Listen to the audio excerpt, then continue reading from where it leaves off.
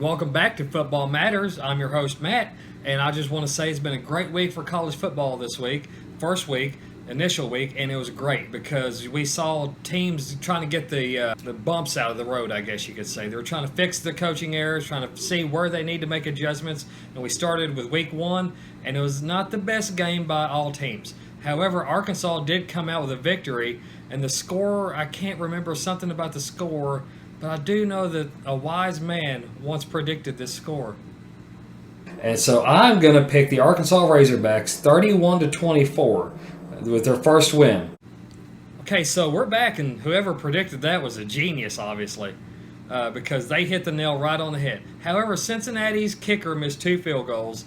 They had so many false starts because the stadium was so loud, and we needed that against that team because obviously we were pretty evenly matched offense to defense on both sides of the ball. However, Arkansas did come away with the win, 31-24, just like some really smart guy predicted before the season started. But it was a great game all around. KJ made a couple throws that I'm like, ugh, but he made them, and Hazelwood came down with one in the end zone. I don't know how he did, but he did.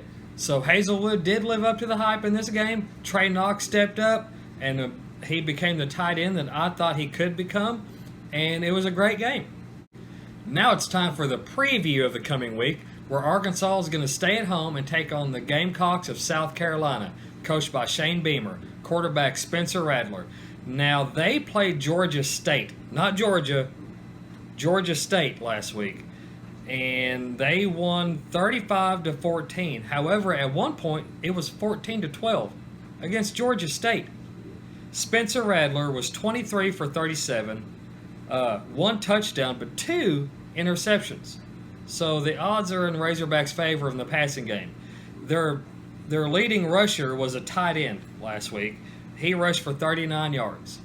Now, our leading rusher, Raheem Sanders, rushed for 117. A.J. Green rushed for 18 yards on 3 carries, and a freshman named Dubinin, I'll get it right as the season goes on. He had 2 rushes for 16 yards. That's 8 yards a carry against a team that was in the college football playoffs last year, while our coaching staff is still in need of making adjustments. So I see this week Arkansas is going to run the ball and run it down their throats. And I'm going back to my original prediction. I'm going to try my best, barring injuries, not to sway from my original prediction video, and I'm going to stick with my score of 27-10 Arkansas. And I think KJ will have probably a couple hundred yards passing.